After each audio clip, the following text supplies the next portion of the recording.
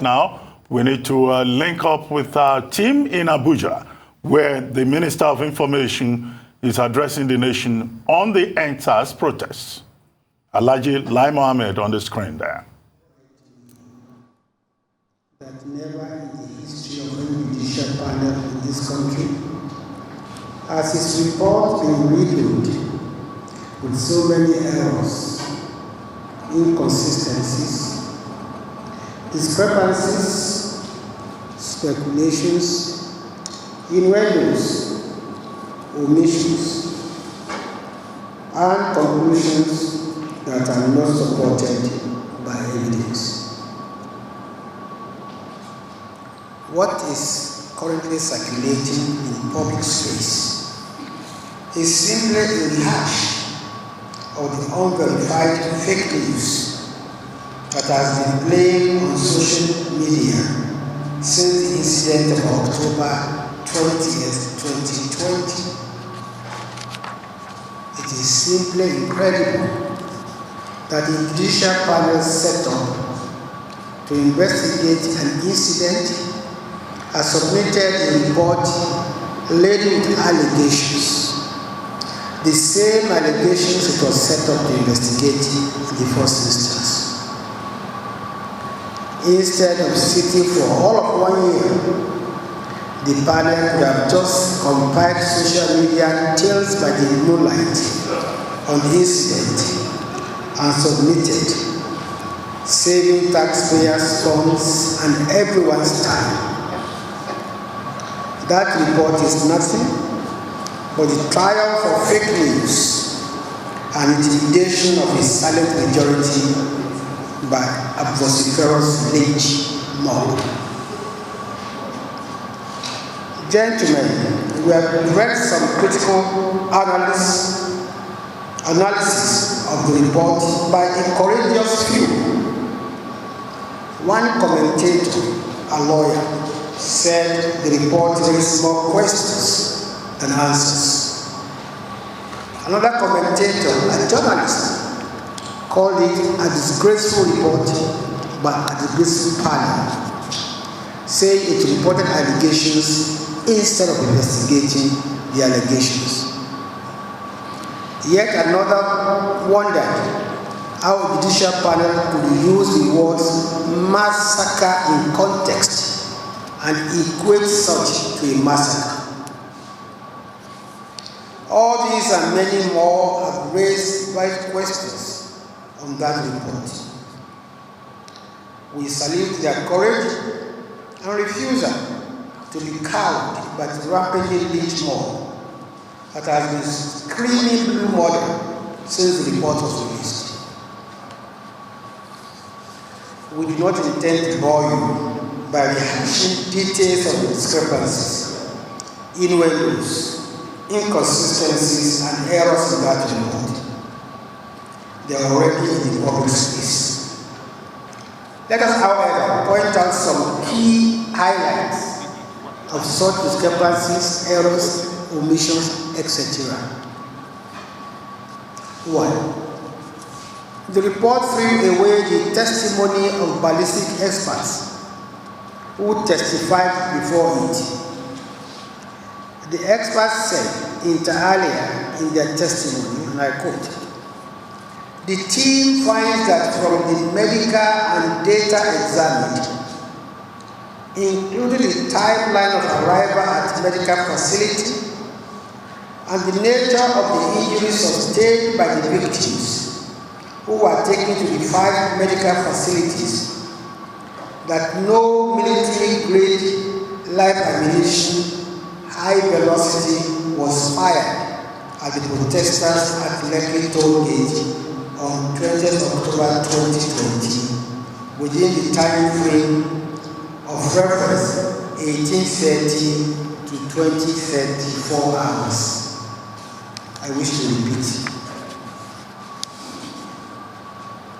The team finds that from the medical data examined, including the time of arrival at medical facility and the nature of the injuries sustained by the victims who were taken to the 5 medical facilities, that no military-grade live ammunition, high velocity in bracket, was fired at the protesters at Lekki Toll Gate on 20th October 2020, within the time frame of reference, which is 1830 to 2034 hours.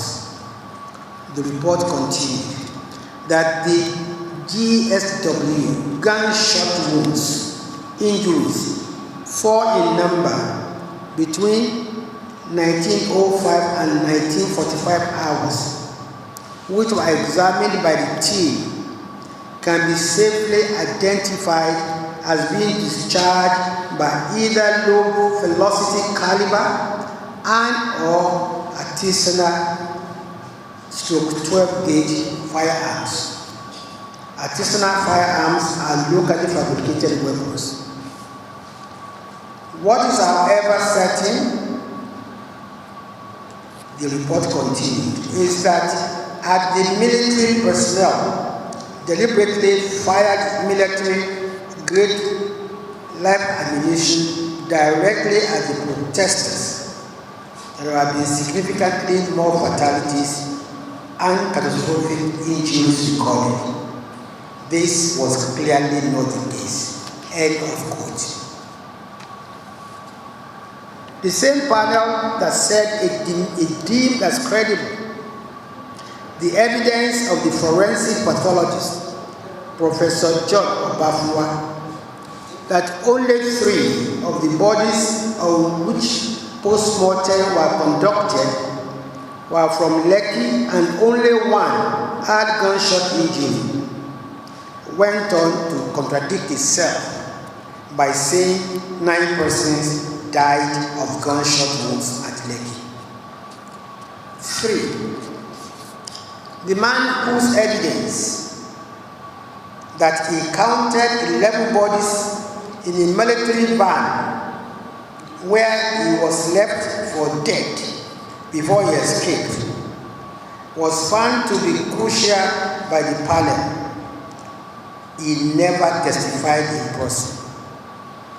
Rather, the video of his testimony in court was played by someone else. It did not occur to the panel to query the veracity of the testimony of a man who said he was shot and presumed dead, but still had time to count dead bodies inside a supposedly dark van at night. 4. The panel said trucks with brushes underneath were brought to the Lekki toll gate in the morning of October 21, 2020 to clean up bloodstains and other evidence, but still found bullet casings at the same site when it visited it on October 30, 2020. The panel said soldiers picked up bullet casings from Lekki toll gate on the night of October 2020, yet the same panel claimed that policemen came to the same spot to pick the same bullet casings on October 21, 2020. 5. The panel was silent on the family members of those reportedly killed, merely insinuating they were afraid to testify. Even goats have owners who will look for them if they do not return home, not to talk of human beings. Where are the family members of those who were reportedly killed at the Lekki toll gate? If the panel is recommending compensation for the families, what are their identities and addresses? Who will receive the compensations when no family members have so long to date? 6. How did the man who reported seeing the lifeless body of his brother himself end up being on the list of the panel's deceased persons? 7. How can a judicial panel convince anyone The names of some casualties of the Lekki toll gate incident listed as numbers 3, Jide, 42, Tola, and 43, Wisdom, are not fictitious names. They have no surnames, and yet they were confirmed dead. 8. Why did the judicial panel feel compelled to concoct a massacre in context as a euphemism for massacre? A massacre is a massacre. What is a massacre in context? Phantom massacre. That's what it is. 9. The report never mentioned cases of police personnel and soldiers who were brutally murdered, or the massive destruction of police stations, vehicles, etc. during the EndSARS protests. Does this mean that the panel didn't consider policemen and soldiers as human beings? 10. The report didn't make any recommendation on the innocent people whose businesses were attacked and destroyed during the protest in Lagos. I think it was too busy looking for evidence to support its conclusion of massacre in context.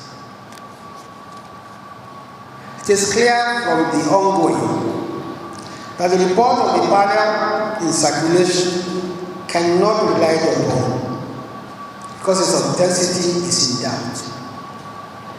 Besides, the Lagos State government, being the competent authority, has yet to release any official report to the public. Neither has the panel done so. The cowardly leakage of an unsigned report to the public is not enough. Assuming, without conceding, that the report in circulation bears any iota of genuineness, it is basic knowledge that the report of such a panel is of no force until the convening authority issues a white paper and gazette on it. It is therefore too premature for any person or entity to seek to castigate the federal government and its agencies or officials based on such unofficial and unvalidated reports. The CNN has been celebrating the leaked report of the Lagos State Judicial Panel Inquiry. In its rush to claim vindication, CNN apparently didn't even read the report before rolling out the drums for celebration. By that action, CNN has celebrated prematurely and has now committed a double faux pas. First, by relying on unverified social media stories and videos to carry out an investigation of the October 23, 2020 incident at Lekki, where it did not have a correspondent on ground. That was the first faux pas. CNN grouped in its report on the findings of the panel, which fell below the main standards of journalism. Secondly, CNN rushed to the air to celebrate an unsigned and unverified report as is riddled with inconsistencies, errors, discrepancies, and innuendos. That is the double faux pas by this organization that is eager and willing to compromise standards just to claim vindication. Sadly, a section of Nigerian media has also joined the lynch mob. Honestly, an attempt to vilify government at all costs. They have done themselves a great disservice. How can any news organization worth its salt write an editorial validating this kind of report? Are they not seeing what others, including journalists and lawyers, are seeing? In a shocking twist, a Nigerian newspaper chose to hail what it calls detailed investigation report by CNN, even when the news channel did not even cover the incident of October 20th, 2020. It is a classic case of cutting your nose to spite your face. Conclusions. Gentlemen, there's absolutely nothing in the report that is circulating to make us change our stand that there was no massacre at Lekki on October 20, 2020. I repeat, there is absolutely nothing in the report that is circulating to make us change our stand that there was no massacre at the Lekki toll gate on October 20th, 2020. For us to change our stand, a well-investigated report of the incident that meets all required standards and will withstand every scrutiny must be produced and presented to the public. The report in circulation does not meet those requirements. We also appeal to the families of those allegedly killed in Lekki at the Lekki toll gate to speak out and come forward. It's untenable to say that some families did not come out because they are afraid. With the same families that are afraid and did not come out, will they collect? Will it be morally right for them to come and collect compensation on behalf of their words they could not even come out to testify for? Any parent who is afraid to testify about the death of his or her child is not worthy to be called a parent. We reject the notion that our soldiers and policemen massacred innocent Nigerians at the Lekki toll gate on October 20th, 2020. That conclusion is not supported by the weight of available evidence. Indictment for murder is a very serious issue that cannot be done on the basis of allegations and corroborations, as the panel did. Such allegations must be proved beyond a reasonable doubt. The report in circulation is calculated to embarrass the federal government and its agencies without foolproof evidence. The federal government has never condoned the abuse of the rights of Nigerians by security agencies under any guise. Hence, it disbanded SARS and encouraged states to set up the panels to investigate the cause of human rights abuses allegedly committed by the disbanded SARS personnel. The 37 policemen and 6 soldiers who died across the country during the EndSARS protests are also Nigerians, and they are human beings and should not be forgotten.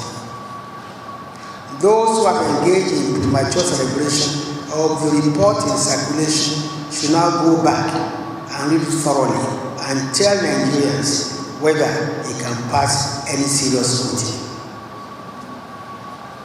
We are saddened that anyone died at all during the EndSARS protests, as the life of every Nigerian and indeed every human is sacrosanct. As we have disclosed many times, 57 civilians, 37 policemen, and 6 soldiers were killed across the country during the protest, and we commiserate with their families. Gentlemen, I thank you for your kind attention.